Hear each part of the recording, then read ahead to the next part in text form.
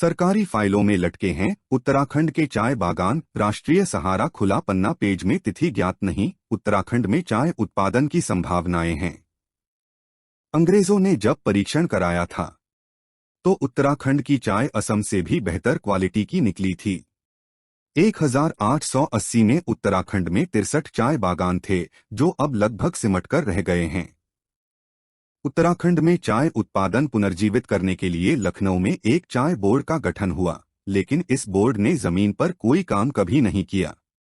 जिस उत्तराखंड में उच्च स्तरीय चाय का उत्पादन हो सकता है, यह प्रमाणित है। अब सरकार कलकत्ता की एक कंपनी से 7 लाख में यह ठेका देकर सर्वेक्षण करा रही है कि उत्तराखंड में चाय का उत्पादन हो सकता है।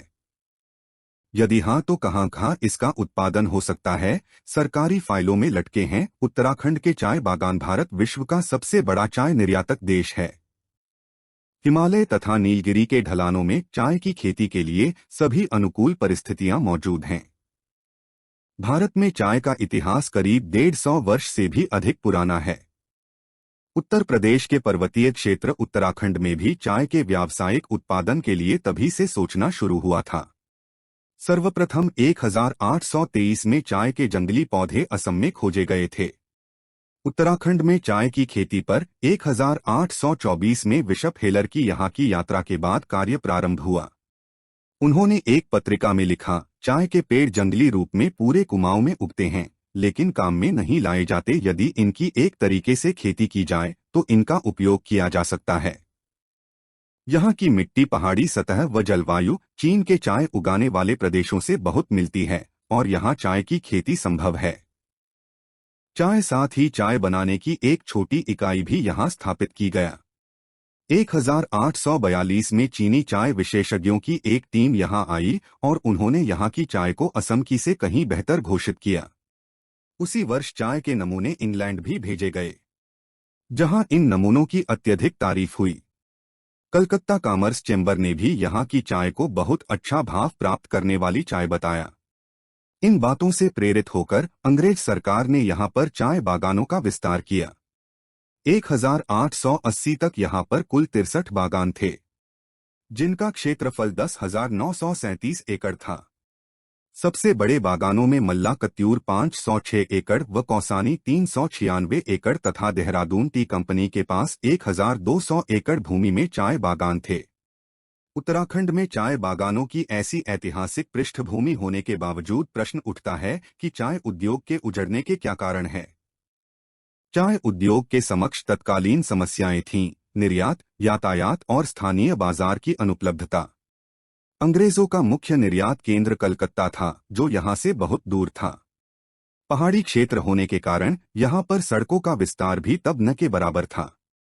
वस्तुतः चाय का प्रचलन भी नहीं था। फिर भी मध्य एशिया व अफगानिस्तान में यहाँ की चाय को बाजार मिल गया। वहाँ के व्यापारी यहाँ आकर बड़ी मात्रा में चाय ले जाने लगे और उम्दा स्तर की चाय यूरोप को निर्यात होने लगी। लेकिन किन्हीं राजनीतिक और अन्य कारणों से मध्य एशिया का बाजार बिगड़ता चला गया, जिसका प्रभाव यहाँ के चाय उद्योग पर प्रत्यक्ष रूप से पड़ने लगा और चाय उद्योग बढ़ने की बजाय घटने लगा।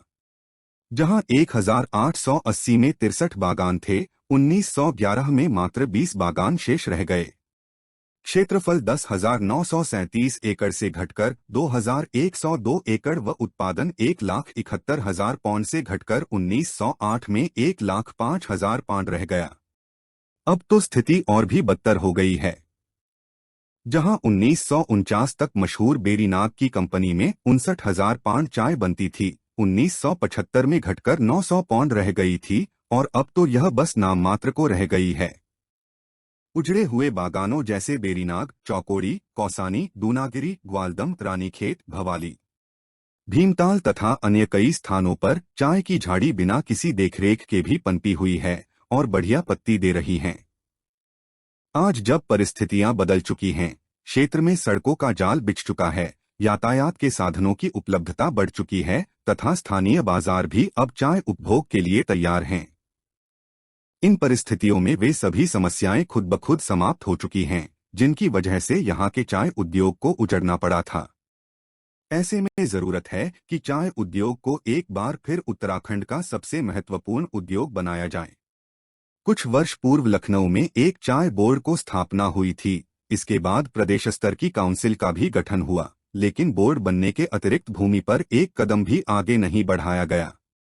राजधानी में बोर्ड या काउंसिल बनने मात्र से परिणाम नहीं मिलते। परिणाम तब मिलते हैं जब मैदान पर निष्ठावान संगठन, कर्मठ कर्मचारियों तथा स्थानीय लोगों का योजना से जुड़ाव हो। परंतु दुर्भाग्य से सरकार सर्वेक्षण के फेर में उलझी हुई है और धन और समय दोनों ही व्यर्थ व्यय कर रही है। सरकार ने कलकत्ता की TMMC नामक संस्था को 7 लाख रुपयों का ठेका यह पता लगाने को दिया है कि उत्तराखंड में चाय की खेती हो सकती है या नहीं। यदि हो सकती है तो कहां-कहां। सर्वेक्षण के अलावा मटेला में भूमि संरक्षण विभाग व बेरीनाग टी बोर्ड के द्वारा स्थापित नर्सरी कुछ हद तक एक सही दिशा में बढ़े हैं। यद्यपि बोर्ड की नर्सरी के परिणाम तकनीकी देखरेख के अभाव में उतने प्रभावशाली नहीं हैं, परंतु मटेला की नर्सरी उत्साहवर्धक की परिणाम दे रही है।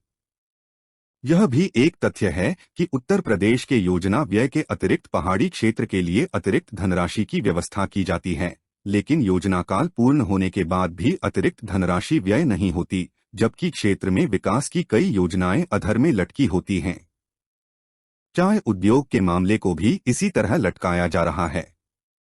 उत्तराखंड में चाय बागवानी जैसे विभिन्न व्यावसायिक फसलों की संभावनाएं भरी पड़ी हैं, लेकिन आवश्यकता इन संभावनाओं को कार्यरूप में बदलने की है। लखनऊ में वातानुकूलित कमरों में बैठकर उत्तराखंड की वास्तविक परिस्थितियों से अनभिज्ञ लोगों द्वारा योजनाएं बनाई जाती हैं और फिर उन्हें फाइलों को निपटाने में समय गुजार दिया जाता है। भारत की आधी से अधिक चाय असम की पहाड़ियों में पैदा होती हैं। असम पिछले कई सालों से उग्रवाद के अंकुश में रहा है। आज भी वहां की स्थिति बहुत अच्छी नहीं है। उग्रवाद के मुख्य निशाने चाय के बागान ही रहे हैं, जिससे चाय उद्योग को काफी हानि उठानी पड़ी है। इन परिस्थितियों में उत्तराखंड के चाय बागानों को पुनर्स्थापित कर उत्पादन में आई गिरावट को रोका जा सकता है।